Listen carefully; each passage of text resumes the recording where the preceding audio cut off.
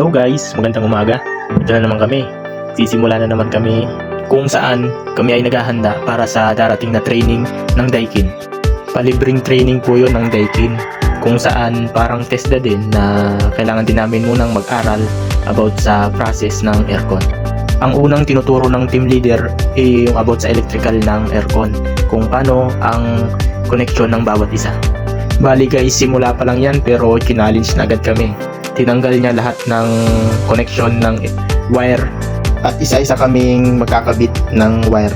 Bali, nauna pala dyan si Kuya Richard, kung saan nasimulan niya ng ikabit ang connection ng wire. Bali guys, bago naman namin ito sinimulan, pinaliwanag naman ng aming team leader kung ano ang mga purpose ng bawat isa at kung saan dapat ito ikabit. Ayan guys, tapos na si Kuya Richard. Bali, chinecheck na ng team leader namin kung tama ba ang pagkakabit at itatry na po namin ito. Okay na lahat? Extension pala ang ilatay. Nakakul na siya. At na rin patay ka pa sa eh. Ibig sabihin, nakasagot yan, hindi ko nakakot. Patay ang compressor. Patay, yan ang pinaka-off. Pan. With compressor. Ay, compressor. Good. Patay. Sablay sa test.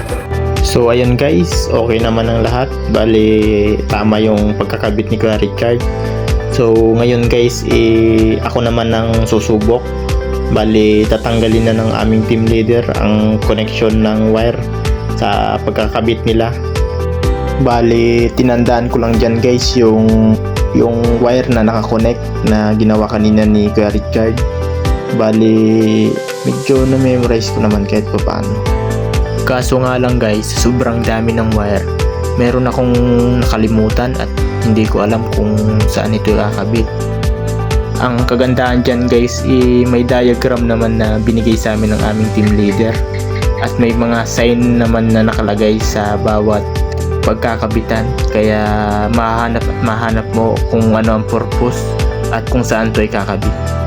So ayan guys, nakikita nyo pinapaliwanag ng aking team leader na kung saan ito ikakabit at kung ano ang mga purpose nito.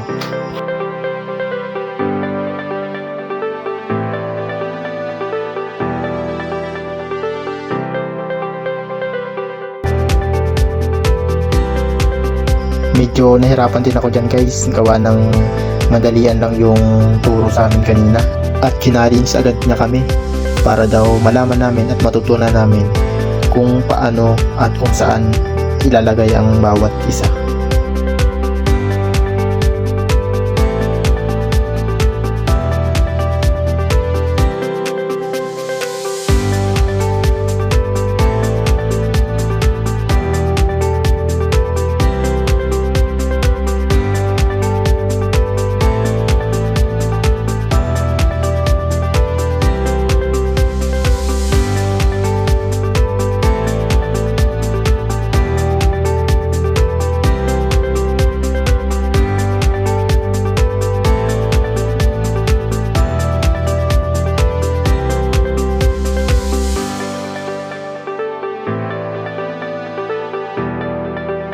So ayun guys, sa wakas natapos ko na rin. Kine-check na to ng aming team leader at sisimulan na rin namin tong pagganahin. Final checking ko na rin guys. Tinignan ko lang kung tama yung pagkakabit ng bawat isa at baka sumabog pa.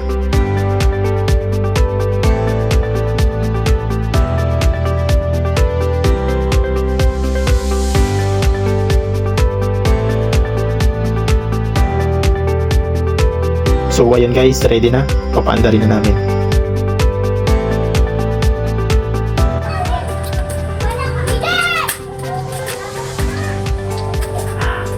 Sabihin, nakapamandan.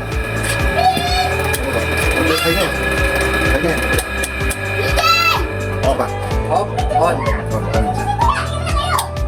On. Nakapit. Wait. Okay, pantay mo. Isa pa, sabihin. Okay. Good. Isa pang bihit.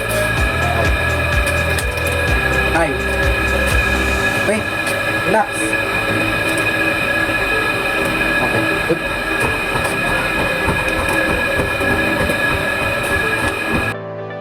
To be continued.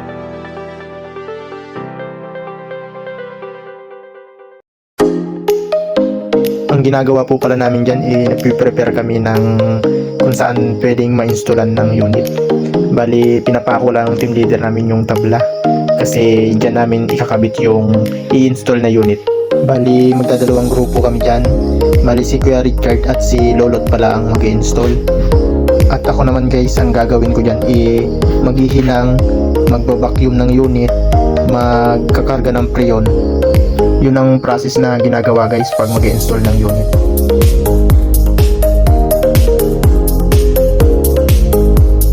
Pinapaliwanag ng aking team leader na sa cover daw ng unit makikita kung ilan ang ilalagay mo na preon sa isang aircon.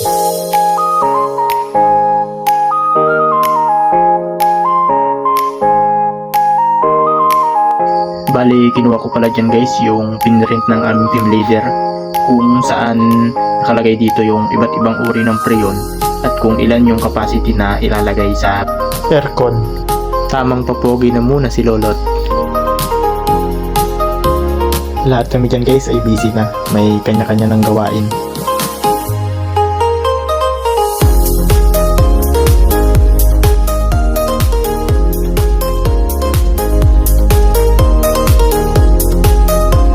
Bali, inabot na kami dyan guys ng gabi kung saan may kanya-kanya na kaming ginagawa.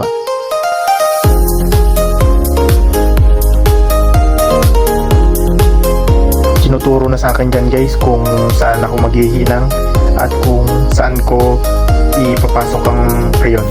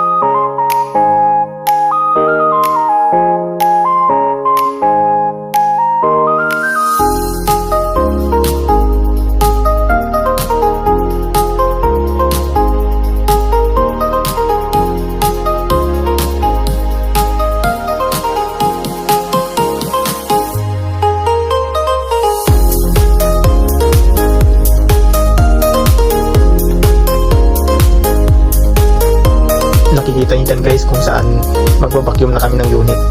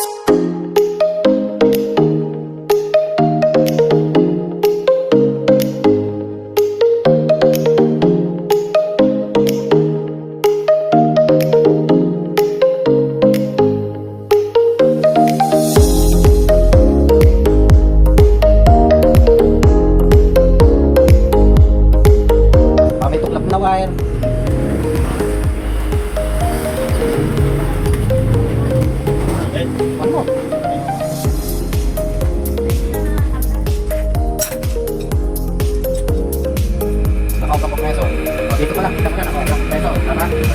Pag mo yung peso. Okay. Ilan yung pinagdamo kanina? 125? Basta wala pang 120, tama? Okay. Ano yung pressure niya? Almost 5. Ngayon, habulin mo ito using your clamp ampere. Nuggets ba? Habulin mo yung karga using your clamp ampere. O, saan lalagay yan? So, dalawa ha, pwede dito sa kapit, pwede dyan. So, anong ano niya? Reading niya? Wala. Kasi 0-0 ka. Pagtangkat ngayon ng period.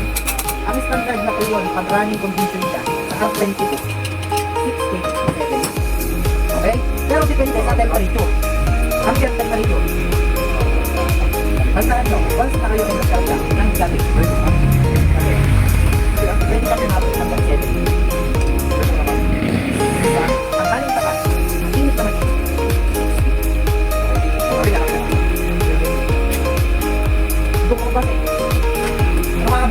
Mga mo ang kalari. Ha? Ampera eh. Ampere. 3. 2.3.